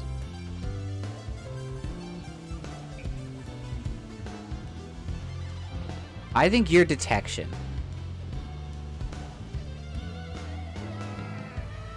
You might be improv. I'd love to help. I mean, of course, the least I can do. You guys will be fine, right? What's the worst that could happen? We'll be fine. You guys go ahead. Alright, man, let's go. I'm nervous. You two make your way over to the green room and go over your jokes. Takes a while, but you manage to actually turn the jokes into actual bits. Go you. Opening draws near. You hear the rumbling of chairs and a sea of voices pour into the club. Guess people found the spot after all. Clayton stretches, letting out a groan followed by a deep exhale. Doesn't seem very Getting nervous. close. Exciting, huh? Exciting, huh? Let's go over the basics again, shall we? There's a tint of authority in the way he says it. It's not suggesting, but commanding. So, how do I tell jokes exactly? Take a deep breath, look the audience right in the eyes. And then just give them the best joke you got. Or, failing that, the one you think they'll like the most. Open your repertoire, click the joke you want, and drag it to the audience. And how do I do that? You click the smiley face in the lower left. Okay, cool. How do I know what jokes to tell? You don't. Not really. Anyway, you can just try to imagine who you want to amuse. General audiences are fairly easy. People who come to clubs like this want to laugh. Which works in your favor. Critics and comedians are harder for similar reasons. Critics want to find flaws in your jokes, and a lot of comedians want to be inspired by them. Both types have heard a lot of jokes. They're harder to get a laugh out of. So if you look over at me, Alan, and don't worry if we're not roaring with laughter. There's basically 2 types of audience member? Technically, there's one more. People you know. Now me, Edna, and Al don't count. We're already in that other category. I mean people from outside, friends, family, people you know. When you're up on stage, you've become a comedian. But if the audience knows you, you just become you. You, but you're telling jokes. And telling people or having them know you're gonna try and be funny is a death blow to being funny. Why? Because telling jokes is all about expectations. It's managing, subverting expectations. If you tell someone you're funny, for example, their first reaction will be, oh, really? Say something funny. Cringe. Yep. Exactly that. Anyway, just keep that in mind, will you? Okay, any other nuggets of wisdom? Ooh. Good question. I guess we could go over some terminology you might need. Pocket starts buzzing. A message. Is that yours? It's not expecting something important. Can you leave? We don't have too much time. discreetly check phone. You managed to fish out your phone for the side. Check out it's from notification. Hey man, super hyped for the show. Good luck, have fun. Go try and find a spot at the front. Made a shirt too.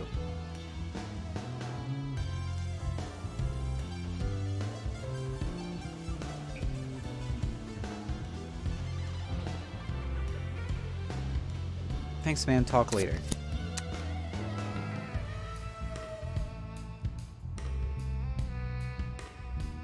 You handle that like a ninja. Sorry, Clay, you were saying? Right. Terminology. Number 1, bombing. Hate it. Right. I mean, most of us would. Bombing is when your jokes don't land either because you mess with them, you mess them up, you forget them, or the audience is against you. It's just a tough crowd. You could just get unlucky. You don't want to bomb. I don't want to bomb. No one does, but you probably will. Not today if you're really lucky, but you will. We all do at some point. What if my material's really good? How do I bomb? Tough crowd, wrong crowd. Maybe you're doing impressions of someone that no one in the audience knows. Maybe you're doing student jokes at a corporate gig. Who knows?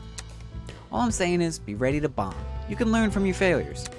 Okay, number 2 is killing it. That one's pretty straightforward. Opposite of bombing, your jokes land really well. You get serious laughs.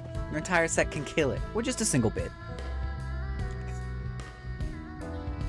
Skill. With jokes. You need to kill with jokes.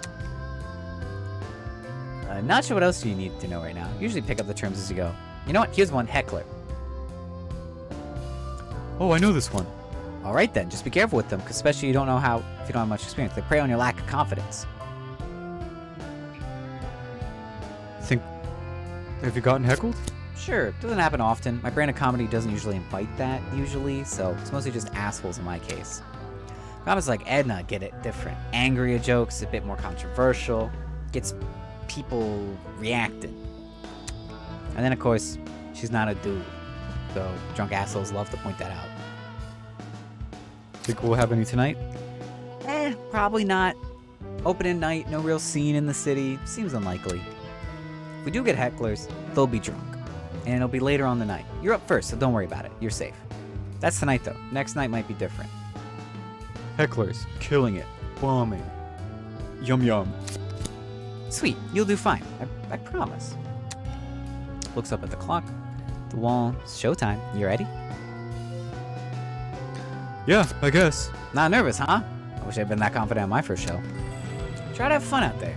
You have fun, they have fun. Best of luck, my dude. Thanks for the help with everything. I really appreciate it. Thanks, Clay. I mean, I think we're gonna kill it. Maybe I should use the toilet first? No, I should go. Let's go to stage. Sounds and blurs of light pass by. The crowd is murmuring and chattering.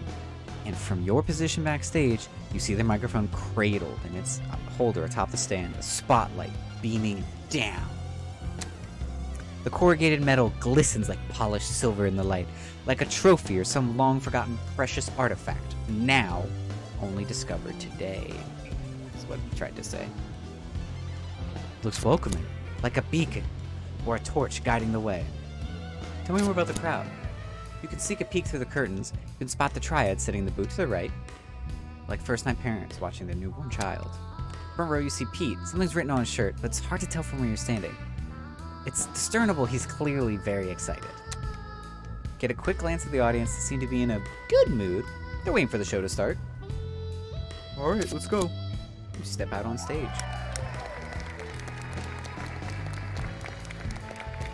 Aww. You're up. Greet everyone, but keep it very short.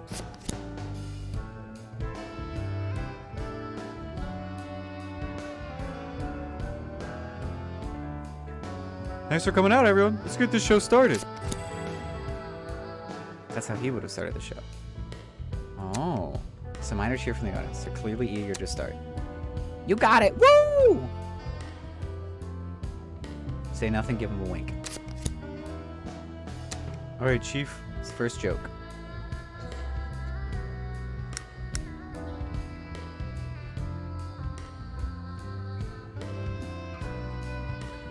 I want to talk about my relationship with food. I want to talk about food. Well, I want to talk about my relationship with food. Because we all have relationships with food, right? We all think about food and make it and cook it. I thought about it a lot lately, and I've come to a conclusion. Nail the premise. I'm food. Fuck me.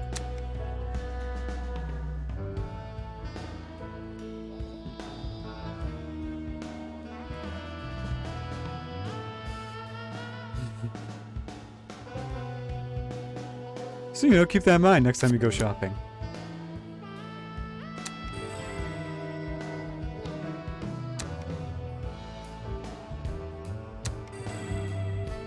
Joke bombed? That's such bullshit.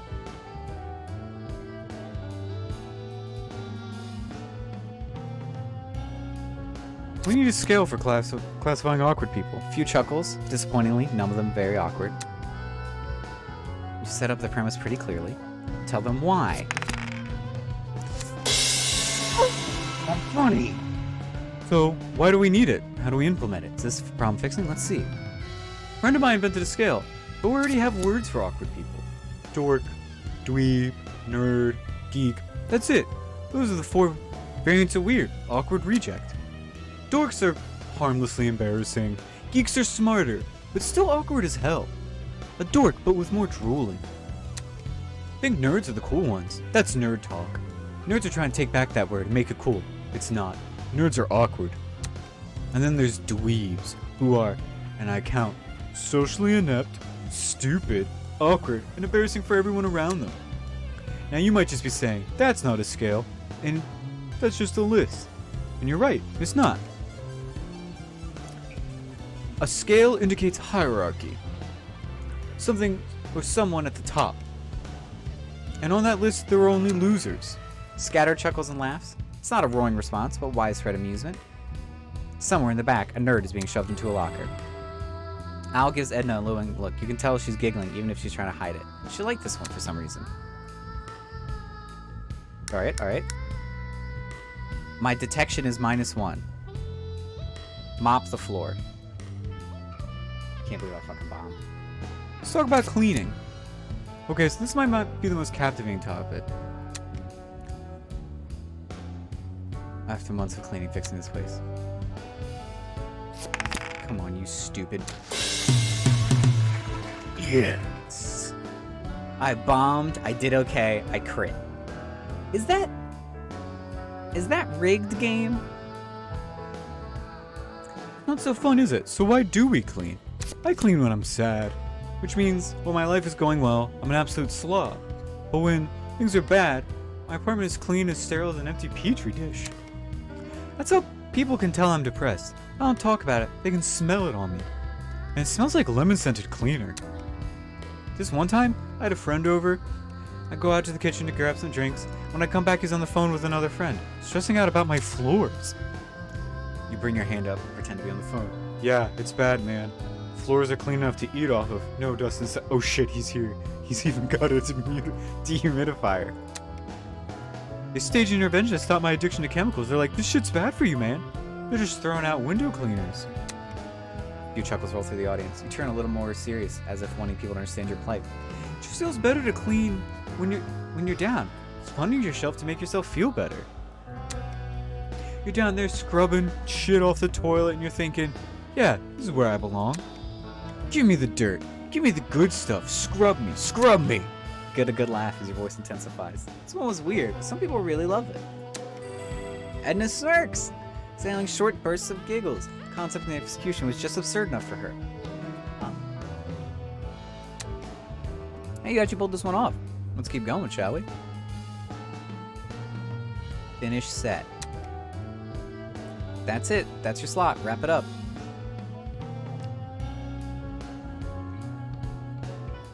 Thank you, Snacky Bay. You've been a terrific audience. Bomb, crit, did okay. Pete gets up cheering. Yeah, you did it! That was awesome, man! A few people in the crowd around him laugh, but he doesn't care. He's just really happy for you. Thanks, man. I appreciate it. Pete doesn't say anything. He pumps his fist in the air in triumph. Walk off. That is a good fucking friend. You make your way into the shadows backstage.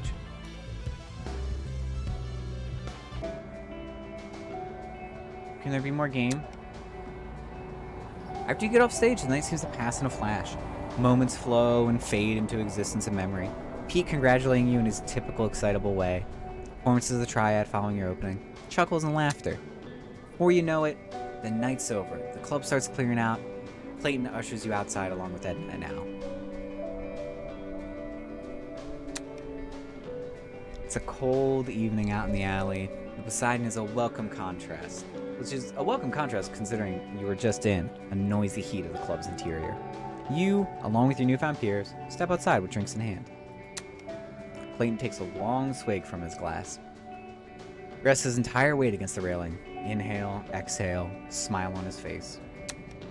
Al, after making his way down the stairs, plops down on the trunk of the alleyway mammoth, lifts his glass to toast the giant.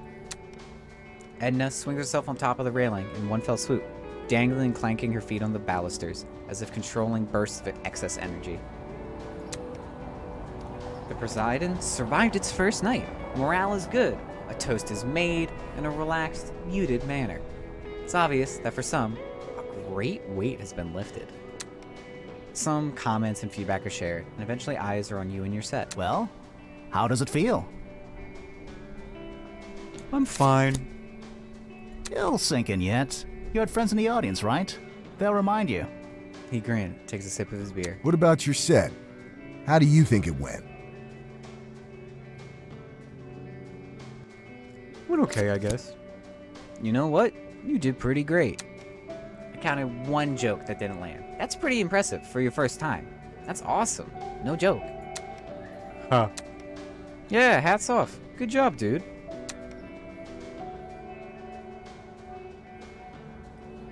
Alright. If there's some predetermined stuff at the moment, because it's a prologue, if I had a +4 to that ability to teleport through time, I could have teleported through time. Anyway, in this essay. Cheers are made and swigs of various beverages are taken. Morale's good. And for the record, I think you'll fit in great here. You seem like a good guy to me.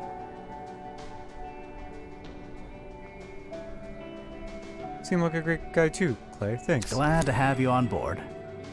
Thanks for all the help, man. Whatever. I'm not all mush like, but so far, you seem like a decent guy. She's pretending. You can obviously tune into her sarcasm. And she's like that. Oh, thank you, Al, for speaking for me. Especially when I'm right here. That's so sweet. Bite me. I will. You know I will.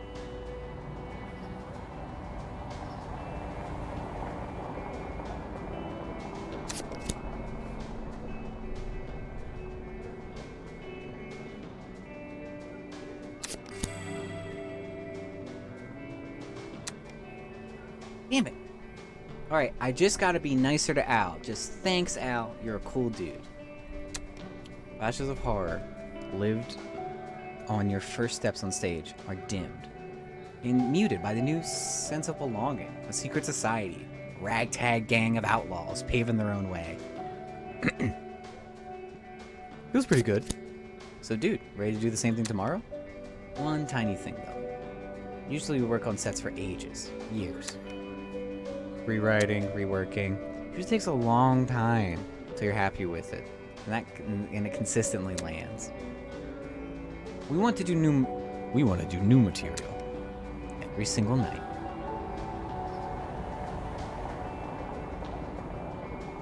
I have to come up with a brand new routine every single night?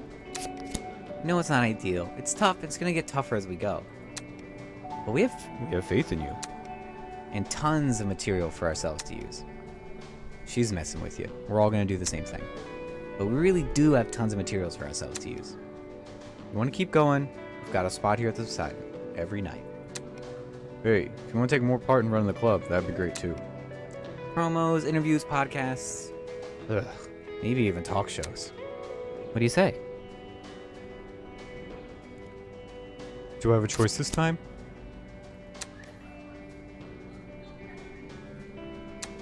That's so cool, dude. Had to leave work tomorrow. Let's get some breakfast tomorrow morning, alright? Best friends breakfast, let's go.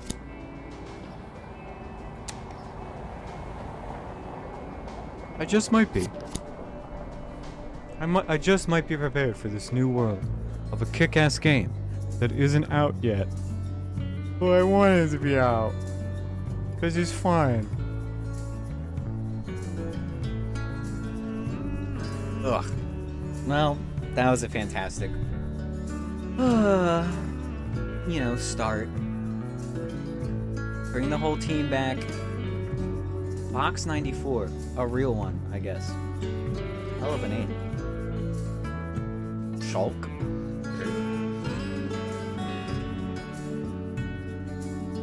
We hope you enjoyed Clayman 2 Open Mic. The full game is currently in development. Final product for more days, more quests, more shows, more characters, and more jokes. I thought it was great. Honestly, I find that I am shocked how much I like these games. And this is a huge improvement over the first one. And I liked the first one, like, quite a bit. I would give it like a 7.5 out of 10, 8. That was very fun. The multiple choices you can do. I don't know how randomized it is at the moment because it's a prologue, but that was very fun. So, I mean, thank you guys so much for joining me, but that's where I'm going to call it for tonight. We, the moment more Clam-Man comes out, you know I'm doing it. But until then, you should probably go follow us on Twitter and see what's happening next. Because it's not just Clam-Man, there's My Time at Portia, there's Ori and the Will of the Wisps, there's, I think we're still doing Monster Prom, the absolutely hilarious game that might even be Clam-Man funny, TM. So yeah, you can go follow us on Twitter so you can see what's happening next, what's going on. Or, and by or, I do mean and, do both of these things, I swear to God. Go to our YouTube channel, check out our VODs, just to keep up to date on what's happening, what's claiming, what's manning, etc. And also, in case you guys didn't know, we aren't just content creators, we actually create content. And now if that's confusing, shut up, nerd. You belonged in the locker, apparently. And we're actually, we made a splat book for Pathfinder 2, and it's called Heroic Crafting. And spoilers, it makes crafting usable. I mean, very fun and interesting. So I do highly recommend checking it out. It is a pay what you want, which means you can give me hundreds of dollars, if not thousands, if not like $1. I get it. And yeah, don't forget, follow us on TikTok. It's all of our clips. They're funny, I promise. And check out our website to see what's going on next. Anyway, thank you guys so much for joining me. This was a blast. I'll see you guys.